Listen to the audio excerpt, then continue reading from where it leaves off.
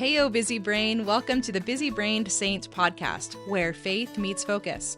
I'm Camden Hainsworth, an expert ADHD coach, here to help you understand your mind with confidence. God knows your brain perfectly, so let's explore that divine design together and discover just how fulfilling your life can be, living with God and ADHD. Hey friends, let's be real. Asking for what you need can feel impossible sometimes, especially when you have ADHD and your brain is doing a million things at once. Where do you even start?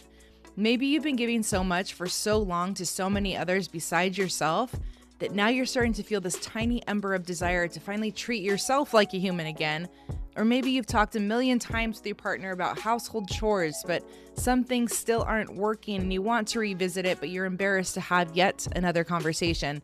That's exactly why I put together a free guide just for you. 12 scripts to help you actually say what you need, clearly, kindly, and without spiraling in the drama to find the exact perfect words. These are practical, real-life scripts that I have gathered over thousands of hours of advocating and coaching ADHDers just like you. You can use these when you're stuck, when you're overwhelmed, or unsure how to speak up. Think of it like a cheat sheet for your brain and your life. Less decision fatigue, and they're right there in front of you. You can grab it right now. Just head to my website, CamdenADHDcoaching.com, or check the show notes for the download. Go get your copy, start practicing, and watch how much lighter it feels to finally give voice to your truth. Hello, you've made it. I'm so happy that you are here. My brain is busy and my heart is full. Today's podcast episode is titled, When Being Good Started to Mean Being Small. I am so excited to talk about this episode. Think ADHD. Think about all the things that we do with ADHD to try and make ourselves not ADHD in front of people. The things that we do to cut ourselves off, to change our volume, to change maybe how much space we're taking up, to change how frequently we insert ourselves, or to pretend like we're not super imaginative when we actually are. Oh, no, I was paying attention. I wasn't off in La La Land. So many things we do to make ourselves smaller. And when we attach smaller to better, to more worthy, to greater, to more good, that's troubling, okay? Because as ADHDers, we are equally as worthy as anyone else to take up the space that we are meant to take up. That doesn't mean we have to be rude. I'm not saying that. But man, do we have to think about this, and do we think about this so much more? We've been trained to think about this so much more than a lot of other people. I remember coming back from my mission. I went to visit my best friend from high school. And her mom saying, wow, you've really grown up. You've really blossomed. You're so confident and talkative. I remember in high school, you were just so shy and didn't. And I never considered myself someone who was shy. And that's what shocked me. I said, at what point was I playing small? At what point hadn't I found this confidence? And while I think internally, I always knew who I was, and I maybe showed up on my soccer team or showed up in leadership roles or at church, in more of that leadership energy, there was something that had expanded in my soul from the time I graduated from college, thankfully, until I was 23 years old, home for my mission. That was shocking. That was weird. I just whistled in my teeth, but it was totally shocking to this friend's mom. I still remember that comment, right? I was taken aback by her comment. And yet, I think that this still feels really familiar, especially for women or mothers with ADHD who have forgotten themselves, who have lost themselves. And I don't want to qualify it as only mothers, but also I want to hone in on you, mother, if you are listening, or you who has a wife, or you who have moms in your life that you want to advocate for. I'm talking to you. Okay, today this episode is specifically for you as my primary audience, and then the secondary audiences are going to get a great deal out of this. So stick around, please. Mothers, you were a whole human, created as an individual ever before you were attached to a partner or to children. Have you forgotten that? Do you not know how to bring her back up? Do you not know how to find her again? My early days, in particular, of being a mom were not fun, were dark, and they're still very difficult if I'm being fully transparent with you. But those days in particular were hard because I thought I had to prove something about being independent and responsible and a good mom, especially after years of infertility. We finally got a baby and then we got pregnant. I should be nothing but grateful and being willing to dedicate everything to these kids, even at the expense of my health. And what was crazy back then is I didn't think it was at the expense of my health. I just felt I was being a bad mom. That a truly good mom could do all of these things and not be bothered. A truly good mom could do all of these things and not be worn out. And I was 31 years old at that time, and younger than I am now, but older than a lot of these 20-something moms. And so you gotta check in. And I'm just telling you right now and giving you permission that if you are feeling like you are losing all of yourself, and that's including your health, it is time to find some help. So this is what you're going to do. You're going to call up a friend and you're going to say, I know this might sound a little crazy and I don't really know how to ask for help, but I know that I need help. Can you help me use my insurance and to help me find a counselor or a psychologist? And you can go to psychologytoday.com if you want. You can go to a number of just Google therapists in my area. Do that. Call on someone who believes you and who trusts you and who will do anything for you because they love you. And tell them, I need help doing this. This feels hard. I have ADHD and it feels too crunchy to do. Don't second guess it. Just do it. Okay? Text that friend. There's my advocacy early on in this episode because you need help. You need support. It's very important. And thankfully, along the way, after learning these really hard lessons and traumatizing my children to a degree, they'll be fine. Okay. They're going to have their own therapists, and I will ask for forgiveness for forever for the things that I didn't know how to change and how to fix while I was a young mother. And we're working through it. Okay. We're working on those relationships, and let's get that now. Let's get that help now. Another thing that comes to mind is music. A couple nights ago, I was able to go to the Brandi Carlile concert here in Salt Lake City. She is one of my absolute favorite rock stars. She just embodies for me so much of what freedom and surrender and just talent. She's a deep thinker. She's a mother, and she sings about this motherhood. She sings about the depth of existence and of life. In fact, her tour is called the Human Tour. Okay, it's like being human. That's what a lot of her music is about.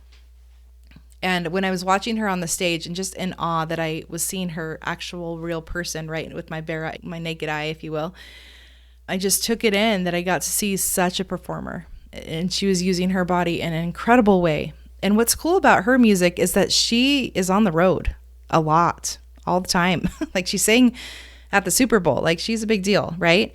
But she's coming back and she's singing about how she still doesn't know how to be herself without her partner, without her kids, without her people. And that's her raw and honest experience. And okay, so she has her own independent, like, I don't know what kind of guilt or shame she might feel about being on the road, if any, but I've never seen that part of her. And she is entertaining audiences in ways that are just absolutely incredible, or just exponential, the number of lives she gets to touch. And then she's coming back and wanting this relationship with kids. And I look at that, I'm like, now that's a balanced human. And this might not be true. I'm not saying that Brandi Carlile is who we're going to shoot for, but it's a recent experience where I'm like, that's a balanced human, because she has this ridiculously ginormous, huge career, and she's still singing about her family.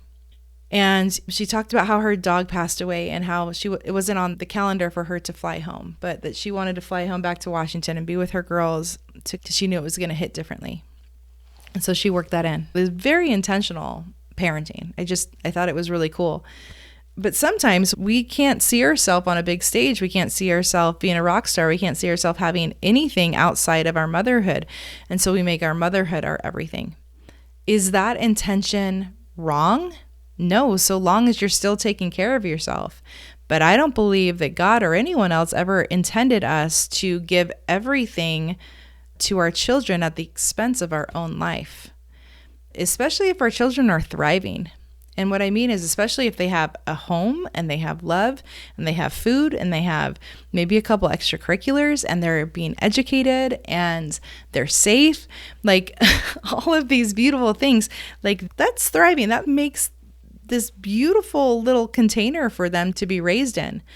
But then when we make it mean that we have to give like literally everything to them and that we don't deserve food, safety, shelter, love, our necessary medical expenses to take care of our mental health or our physical health, if we're putting those, exercise, okay, we sign them up for soccer, we want them to run around, but if we aren't letting our own body do that, can we see that's like not what we signed up for? It's not what we meant to do. We grow these babies sometimes in our bodies and we birth them, and sometimes that is hard and painful. And then we think that we have to continue to put ourselves through pain and suffering for the sake of being a good mom. I want to ask you, what trauma is telling you that's real? What are you so afraid of that if you treat your body humanly, what's that word? Humanity? If you treat your body humanely, I found it. When you treat your body humanely, that it means something about your level of motherhood. Like, you deserve to be treated humanely. And there is this inkling inside each one of us that remembers that person, that blossoming person, before they were attached to anyone else. They were an individual. A single spirit was put into our body. And together with our spirit, we became a soul. Are we denying the soul for whatever reason? Are we denying the soul for fear of not liking her? Are we denying the soul for fear of what she might experience? And that might mean a different relationship or some changes in the home, and we're too afraid to see what those changes might be? Or can we trust that when our soul is healthy, it makes really wise decisions? See, with ADHD, not only is it hard to manage our time and to manage how many things we do and to manage how much time and capacity we put into those things and to hold space for all these little individuals that we're holding and taking care of and watching over. And no, it's not just that, it's how do I do that while also remembering that I'm a human and that I'm a person? And that is regulation. And so if you need to take this podcast episode to remind yourself, oh my goodness, I have not been taking care of myself humanely, great. I'm glad you're here. What's a good first step? Can you get yourself some pajamas?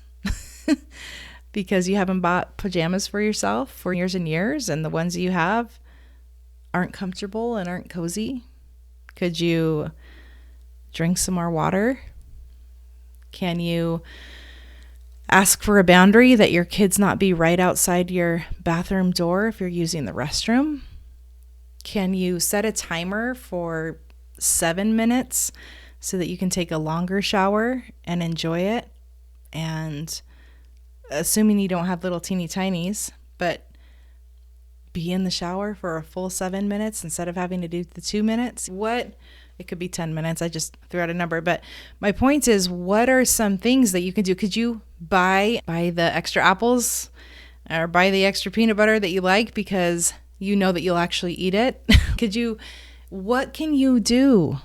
It's not like I'm going to go run a marathon or I'm going to go to, might be an open mic night. Maybe that would be easy for some of you, but what is it that you can do? Could you carve something out? Could you write something on your mirror that says, I'm a whole human? Treat yourself humanely today. What is it that you need to be reminded of so that you can settle down into your body and be reminded that when you love yourself first, it then becomes so much more easy to love other people.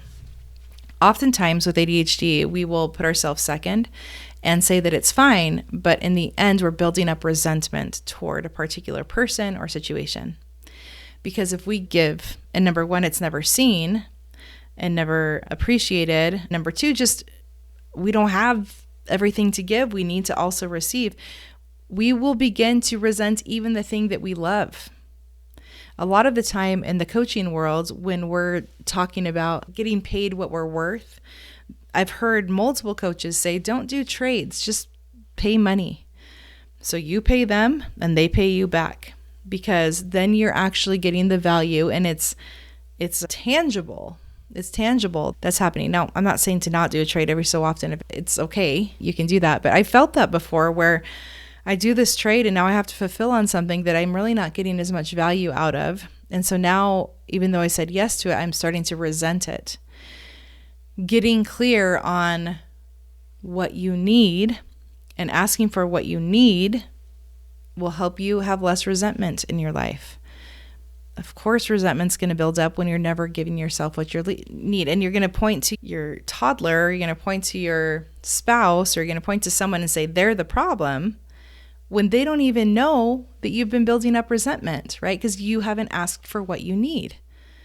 What is it that your brain's telling you? If I ask for what I need, then what? Then I'm what kind of person? Then that means what thing about me?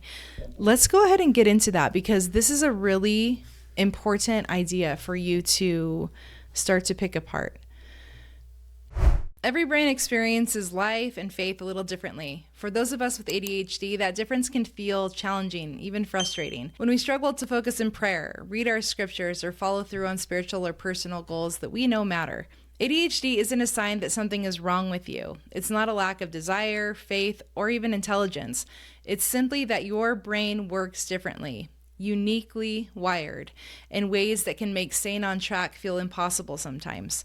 That's why I created Mindful, a faith-affirming ADHD group coaching experience for members of the Church of Jesus Christ of Latter-day Saints and their friends who relate to having this busy brain experience. Since 2019, I have put thousands of hours of work into understanding the ADHD brain, including hundreds and hundreds of hours coaching ADHD clients, helping them learn how to work with their brains rather than against them, to move from feeling scattered and overwhelmed to grounded, confident, and Christ-centered.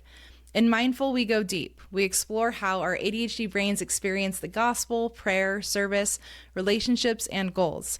We learn to regulate our emotions, build habits that stick, and create rhythms of peace and purpose in our discipleship. And we do it together, in community, because healing, growth, and true change happen best when we're supported by others who get us, who understand what life with a busy brain is really like. It isn't just about productivity or coping skills. It's about seeing your brain as God sees it. I invite you to join us in Mindful. Click in the episode description to learn more and start stepping into a faith-filled, grounded, and empowered way of living with ADHD.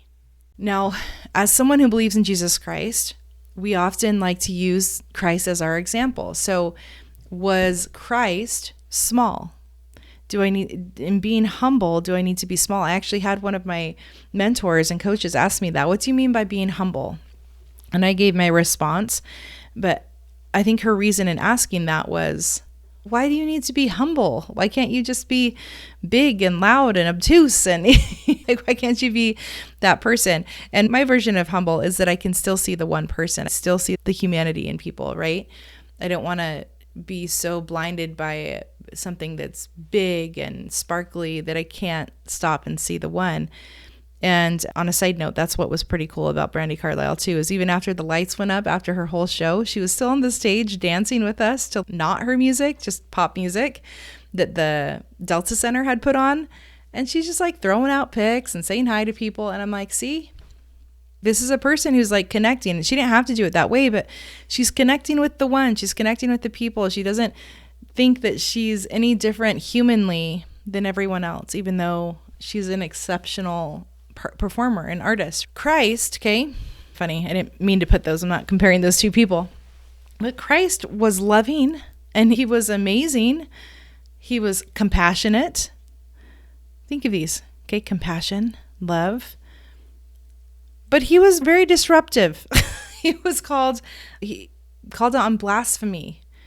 He was unapologetic about the truth that he was bringing and just putting people, saying the honest thing. and that would put people into their place. I don't think his intention was to put them into their place. It was to speak truth, and then they would do that themselves. It was just a byproduct of being honest and true. And so many of my incredible clients, you guys are overachievers. You were brilliant minds. You're incredible artists and musicians and entrepreneurs, and or just like incredible hearts. Like you just are incredible people. And then you don't tell yourself the truth.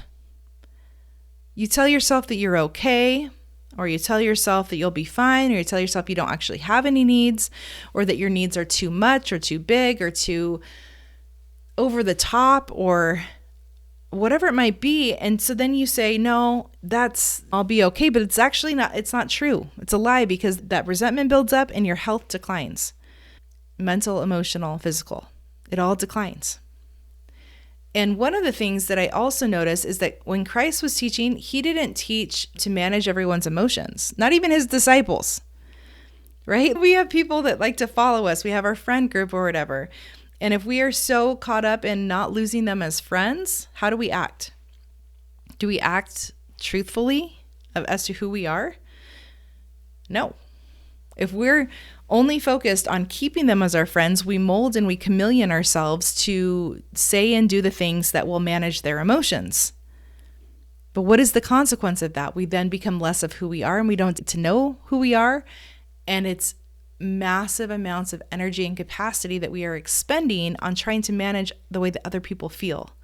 Guess what? God put a spirit and a soul into them too, and had them learn their own lessons. They are also to learn their own lessons. They are also to learn how to manage their own emotions and to deal with all different kinds of people.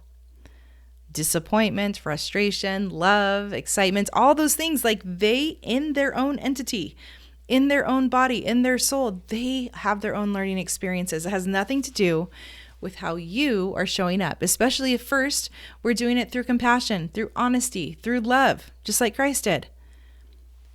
If I know that what I'm about to say and do is going to upset my husband, does that mean I shouldn't do it? Dysregulate him? Maybe he has his own insecurities of who he is and what he's working on, but I have a truth. Okay, this is true. Am I going to pretend like it's not true? I'm not being mean. What's a good example? Okay, recently I just noticed that he has been doing most of the laundry as it is, and I'm really trying to refine and hone in on my business this year. And he's doing all the laundry, but I would carry like this almost this guilt of, I should be doing that. I should be helping. Now, mind you, I do almost all the kids' laundry. I help them put it away. I help them organize it as needed, right, with scaffolding. But just getting to our laundry was just something I was not able to do. And so for a long time, it was just like this back and forth, and we dealt with it. And then I finally came to the conclusion, Camden, why don't you just ask him to be in charge of it? Now, if I thought that might make him feel like I wasn't a good wife, or that I was less of a person, or that I wasn't the woman that he thought he was going to marry and be able to do all the housework and all these things, and that would put him out emotionally frustrated, does that mean I shouldn't say that? I shouldn't ask for that help? I shouldn't even entertain the idea of the conversation? What do you think? Or is that a piece of my honesty and my vulnerability that I can bring to him and create a more intimate space even? Sweetheart, I have noticed that you're really good at getting on top of our laundry. And every time I feel a sense of, I'll do it next time. And I'm recognizing that's taking capacity and space for me. How do you feel about having that chore just be yours? And that's not going to mean I'm never going to help, but that I don't have to have this default of, I need to be helping with that more. And this internal tally of how many times you've done it versus how many times I've done it. How do you think that would go over? Are you okay with that? Does that sound okay to you? That's the conversation, right? And within that conversation, say, I fully will continue to help support the kids with getting their laundry done and changing it over and all that stuff, just like it had been. But I think that this would take something off my plate. Are you okay with doing that? Opens up the conversation. He doesn't have to say yes or no. it just opens the conversation.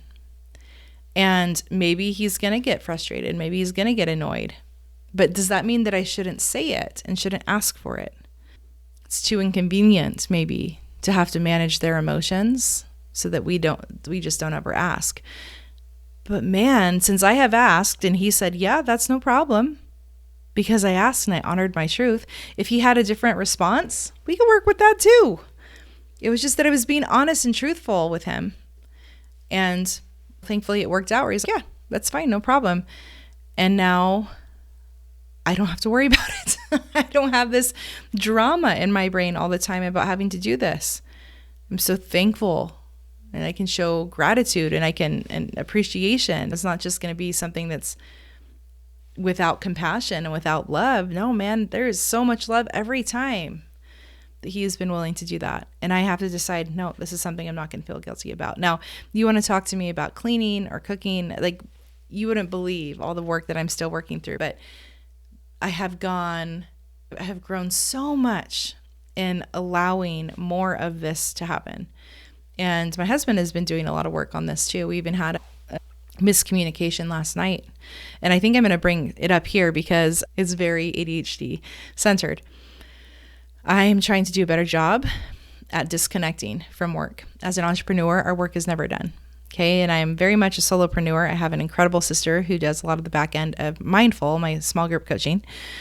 But other than that, it's a me show. Okay. So I'm editing this podcast. I'm doing my social media posts. I'm doing the newsletter. I'm doing the coaching. I'm doing the emails and the reminders and all that type of stuff. And so disconnecting, like the work is never done. And last night I just knew I just needed to sit down and just be and exist. And so I put on a show. I love Will Trent. And so I put on Will Trent and I was watching a couple episodes. And I was feeling so good. I wasn't feeling guilt. I wasn't feeling anything. I was just truly settling in, and I was noticing how proud of myself I was. And I was also proud because Dr. Finlayson Fife posted our podcast on her podcast feed yesterday. And man, that felt like such a win. That felt like such a big thing. And I wanted to just settle in and not miss it. We work so hard to reach these goals, and I just wanted to be there, settled and simmering in accomplishment and rest. And he came in and he said, let me make sure I get it right. He said, "Oh, are you ready to go to bed?" And I was like, huh? And after thinking about it, my response was a little bit huffy, and I said, "It's really interesting. I can't just sit here and relax." And that's what I said. And I could tell that statement wasn't received well. And after some reflection and contemplation, we realized that when he says, "Are you ready for bed?" My husband loves to sleep. If he could go to sleep at 9 o'clock every night, he would. He thinks there is nothing greater than sleep. And I am not that way. I am thankful for sleep, but I would much rather be doing something creative or fun or dopamine bringing to me than sleeping. Sleeping is just like eating a nice meal. It's great. It fills up the belly. Or maybe exercising. Sleeping is like exercising. Yes. Something, it's good. I'm so glad I get to do it. It's important. I feel better after I do it, but it's not like I'm like super excited about it. So when he was cutting off my experience of resting with the idea of sleeping, it was like, excuse me, no, I'm in the middle of resting and being here with the show and being entertained and just existing. And now I have to do the responsible thing and go to bed. No, I don't want to do that. I want to finish this episode. And on his end, he said he was complimenting me for taking the rest and trying to validate like how busy this month has been and how much I've been putting in. And he was just saying, "Oh, are you ready for bed?" So there's a little example there of an ADHD miscommunication. All of that to say, we were able to talk about it. If I didn't bring it back up and say, "Hey, the reason why I said this was because of this intention. Let me be honest with you," instead of saying, "Oh, whatever, he thinks I'm being irresponsible or whatever," then we would have never gotten to the bottom of that. And so much of the time we are afraid of hiding what is true for the reaction and response of our partner, our spouse, our kids, perception of other people. When really, if we just went at it, if we had the crucial conversation, if we said what was real and true and let people manage themselves emotionally, and we got ourselves healthy, the whole system would be so much better. And I think a lot of this is tied to our own traumas and our own insecurities and not wanting to be bad, wanting to still be good and wanting to be this martyr. But the martyrdom is not in denying ourselves what is true and what is real. Feelings, I felt offended on that bed with my big down blanket when he said what I heard as, you need to go to sleep. I felt offended. The feeling was a little bit less helpful than the truth of what we were able to talk to. So feelings, while they can be important to talk about, hopefully they're leading you to the truth of the matter. And don't confuse those. Feelings don't always have to be true. I can feel scared for my life if I'm about to jump off a cliff, right, and into the water, cliff jumping or whatever. I can be fearful for my life when maybe my life isn't actually in danger. I know how to swim. It's actually not that high. I'm going to be fine. The likelihood of dying is very, very slim. Okay. So my feeling, even though it's real and it's informing me, is not always 100% true. This is why we can go exactly back on the cliff after we've jumped off of it 10 times and not have the same feeling of fear every single time, because our brain has gotten more used to, oh, okay, we're more regulated. This is actually true. So I'm not saying to, as you're telling the truth about what you need, I'm not saying I'm feeling like this is what I need, but what is actually true about what you do need? What is actually true about what you need? Okay? And once again, that's Christlike, being unapologetic about truth. Sometimes we have to go through the feelings to find the truth, but it's there. I, in my own therapy, struggle to feel like I am over talking.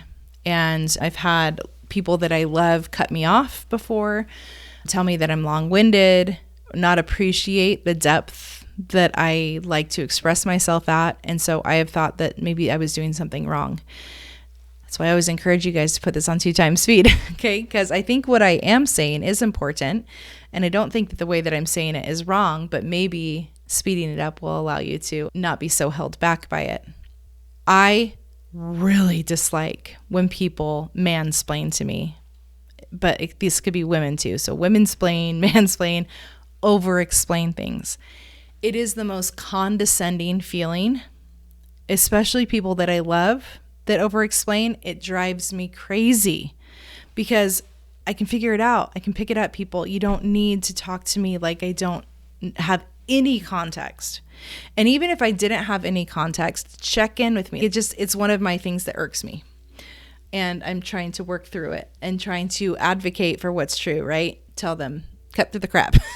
What do I need to know? And yet, with ADHD, what do? Over-explain.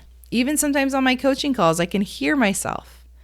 Instead of giving rest and giving time for the person to say, hey, can you explain that more? Or ask me a question, I presume that they don't understand sometimes, or I make the assumption that maybe I haven't explained it well enough. And that's what we do. And why are we doing that? Because we don't want to look like we're unintelligent. We don't want to look like we don't know what we're talking about. We don't want to look like we're not prepared. And so we over-explain ourselves, which then in return makes us look what? Unprepared, unintelligent, all these things, okay? We over-accommodate with women as women, okay? We put it out too much and we make the assumption that the person is offended. And so we have to overdo ourselves so that they're really not offended. And it's unnecessary. We have to start to trust that people are going to ask for what they need. And then one of the best ways to increase that trust is to start to do it ourselves. When we start to ask for what we need and have that conversation, then we can start to believe that other people know how to do that for themselves. But if we don't know how to ask for what we need, then we're going to assume that other people aren't going to ask for what they need too. And so we over accommodate. Okay. We overextend ourselves for the sake of them not knowing how to ask for what they need. And that is not helpful. You have got to get back to yourself. We don't have enough capacity to be wasting it on managing other people. We've got to start to trust that they can do this. We overfunction, we overcarry. It's not that we believe that they're weak, that other people can't do it. It's that we want to be perceived as someone who is loving and kind and compassionate and thoughtful. And so we think in our brain that if we do more, extra, over the top, then they'll look the other way. And we fly under their radar, and we're counted as a person that's reliable, and we're counted, even if we did something half-baked, that if we overdo something on the next thing, then okay, it's all forgiven. What would your life look like if you just showed up and you weren't rejected every time someone asked a question? You weren't rejected and make it mean something about you as a person when they needed clarification or they asked for more. This is just how we communicate. It's just how we get things done. Not to cut people off and not be generous. You're already generous. Don't you understand? You are already an incredibly generous, wonderful human. You don't have to go improve that by overextending yourself.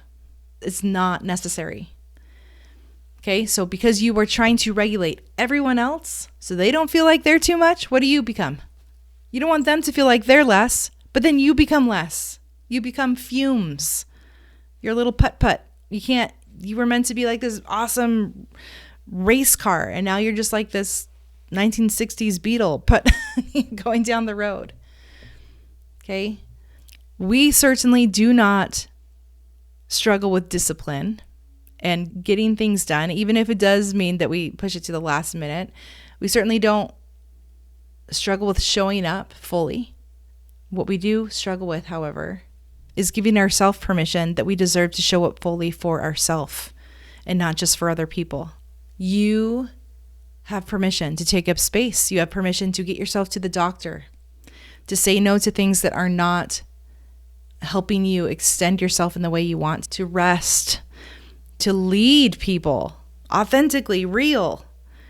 You have permission to do that, to need some structure, to need some, like I said with my husband, I need the structure of knowing that you're going to do that so that I can focus on these other things. Like, you have permission to ask for those things. As a human, treat yourself humanely. And if someone else has problems with that, okay, now we have a conversation piece to have. But if in that conversation you start to manage how they're feeling, and so you negate or deny yourself of what's actually true, that's an issue. Now, if my husband would have come back and he said, oh my gosh, I don't think that I can do that right now, no problem. I would have just had the conversation of, okay, I just want you to know that I appreciate it, that you're getting the laundry done when you can, and that I'm not looking away. That I will have an extended effort to also look toward the laundry. Okay, no problem, that doesn't work. It is something that is hard for me, but at least we're having a conversation to another touch point to say, okay, this is how we're going to move forward. And that actually is structure. That's not just like this unknown idea anymore. Now it's actually saying, okay, great. We're redefining what the role actually is, even if you can't take it all the way. Perfect. What is the role? What are we going to do about this? Okay. We don't need to sacrifice. Okay. As much as we don't need to sacrifice ourselves. Now on my mission, I think I've talked about this before. On my mission, I remember being very frustrated in learning Spanish because I couldn't speak to the people. I felt like I couldn't bring my personality. And it was one of the very first times that I felt like, okay, sacrifice looks like forgetting who I am in order to serve the people. And so for that chapter of time, and for the sake of learning, for the sake of growth,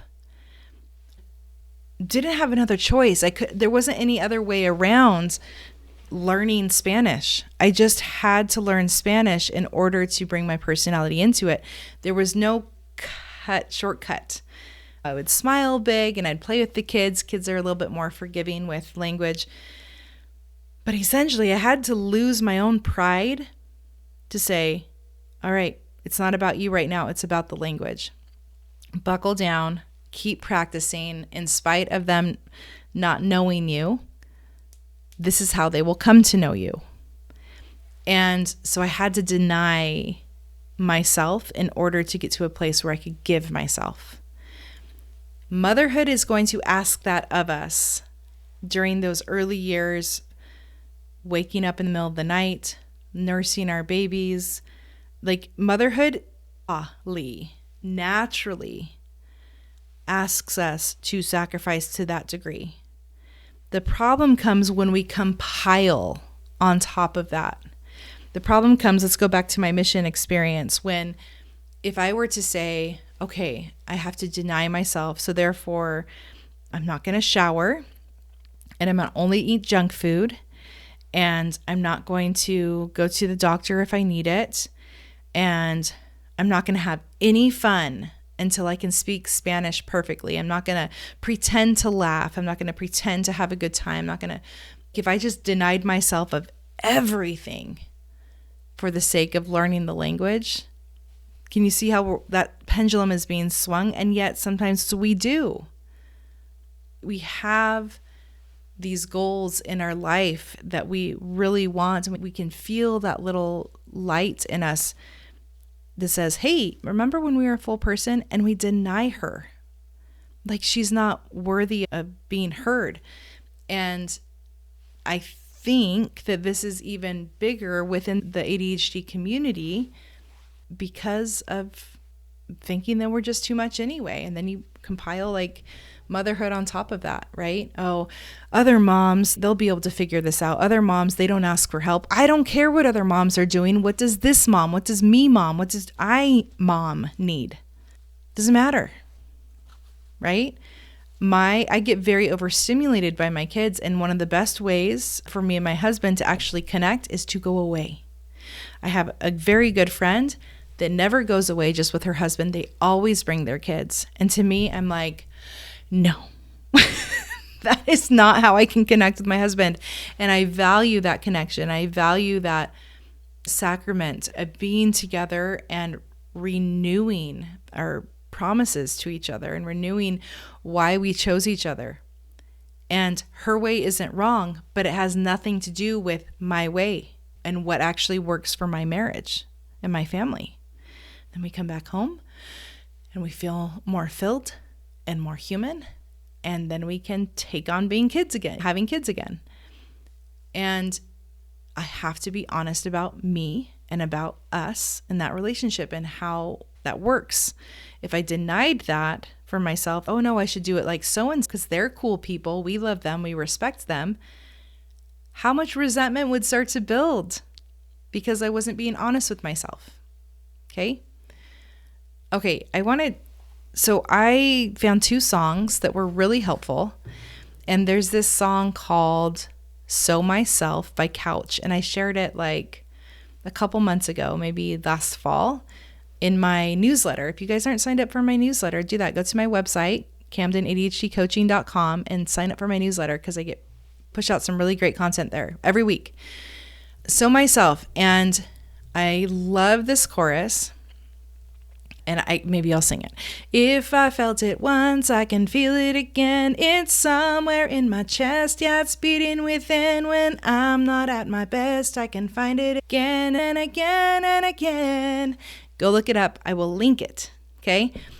If I felt it once, I can feel it again. If you have known where that part in your heart and your soul and your center is of who you are, it's somewhere in my chest, right? It's somewhere there. It's beating within. When I'm not at my best, I can find it again. It's this affirmation that I can do this. I can find it again and again. We can come back to it and we can find her. She is not lost. She is there, even if it's this little ember. I went to the hot pools up in Preston, Idaho last week with some friends, and each yurt and cabin has a wood burning stove. And we started the fire up, closed the door so to get everything nice and warm. So when we went back from -3 degrees at night, it was so cold, that it would be warm in there. When I got in there after 4 hours, they were just embers. And then I put some of my firewood on, and thank you, Young Women's, for teaching me how to build a fire. It was perfect. But I put the wood on and I blew into those embers, and it caught, and it became this beautiful fire. These once just kind of glowing, sparkling embers in the bottom became this raging, warm, delicious fire that I got to just enjoy, and enjoy for the heat, enjoy for the light, enjoy for the ambiance that it provided. You have that. Okay, I felt it before. Even when I'm not at my best, I can find it again and again and again. I love the song. It's so beautiful, and it's such a beautiful invitation. Okay, so there's one song I love. And then this other sweet one called My Body's My Buddy. Do you guys know this song? You've heard of it. You know, it's probably been out for 2 years now or something. My body's my buddy. Maybe you've heard it. It's so awesome. And I love this. Roots growing in, acne-prone skin. Sometimes it's hard liking the body I'm in, but it takes care of me. Through it, I breathe. Oh, what a gift. It is being soft, being seen from the birth to my grave. Every step I've taken, my body came through the joy and the pain. We dance in the river, we sing in the rain. It's so beautiful. My body's my buddy. Oh, through me and of me. Oh, God, what an honor to see her, to know her, to love her. It's such a gift. Okay. And this is a lowercase g, which might come across as a swear, but I think of like truly a prayer to sing in the rain. Your body, moms, have been through a lot. They've been through a lot, man. They're not the same. But that doesn't mean that they haven't been with you through it all. Of any entity that is out there with God, your body has been there. And to honor it and to love it and to thank it and to remember that it deserves humanity is so very important. Love both of these songs. Music is very powerful in my life. Thank you for indulging me of singing. Words are one thing, but words to music, albeit imperfectly, is just so beautiful and powerful. When we are modest, when we are truly modest, it doesn't minimize what God gave us. It amplifies it. And if I can think of a gift that is given, I am now the steward of that gift. So modesty is becoming a steward of who we are. There are things that I experience with my husband that you guys don't need to know about. I am a steward of that. But does that dishonor the intimacy that I get to experience with my husband? No. There are things with my dearest, sweetest friends that I will share and that I will do that do not ever need to be mentioned on this podcast or to another neighbor. Does that dishonor what we've done? No, it's modest. It's appropriate. It's this trusting that I will know the time and the place of how to honor the body and the experience.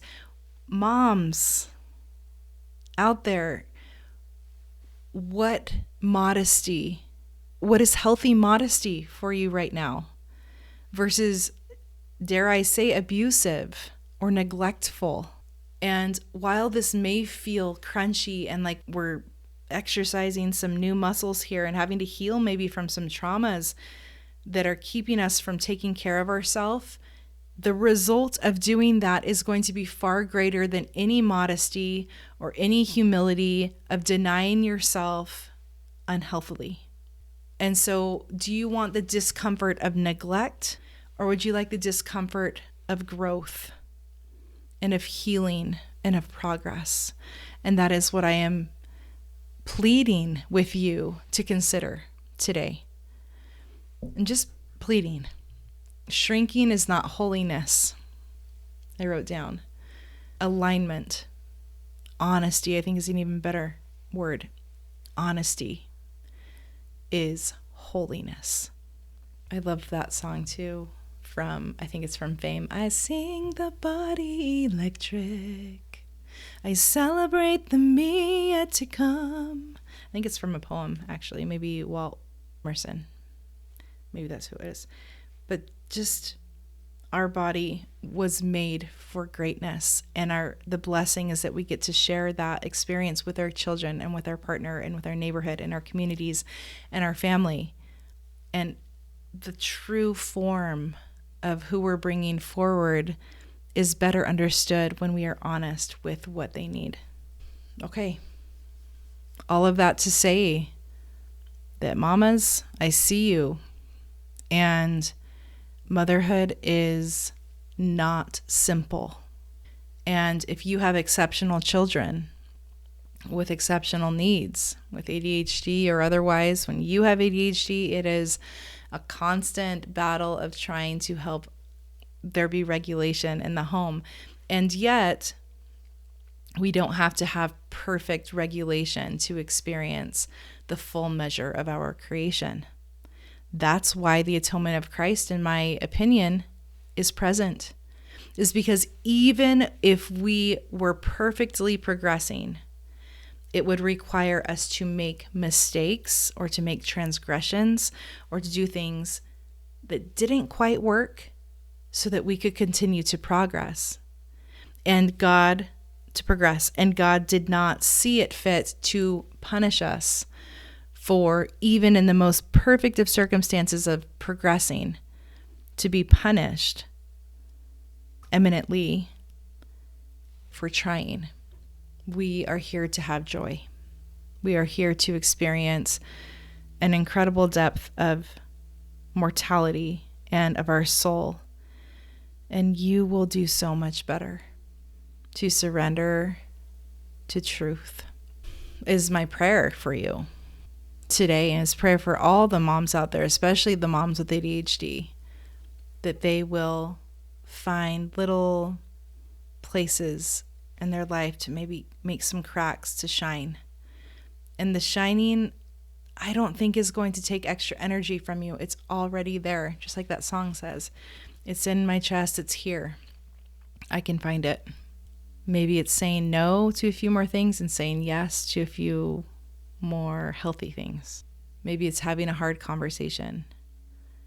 Maybe it's saying something really raw and not perfectly, and not fearing the reaction of your partner and just saying it, trusting that if they love you and if you love them, that you're gonna work it out. But we got to start somewhere, and that can be a very imperfect first step. You've probably had something come to you during this podcast. Don't deny that. Listen to it. Pray for courage to implement it, to take action on it. And know that I am cheering you on and that I love you. Thanks for tuning in to another episode of the Busy Brained Saint podcast. If you're eager to explore the world of ADHD coaching, make sure to connect with me on Instagram at Camden_ADHD or visit my website, CamdenADHDcoaching.com. For more LDS-specific ADHD content, don't forget to follow this podcast and join us on Instagram at The Busy Brained Saint. Listen, I'm here to support you on your journey. I cannot wait to have you as a part of our community. Stay engaged, stay inspired, and remember, you're not alone here. Thanks for being a part of the Busy Brained Saint family.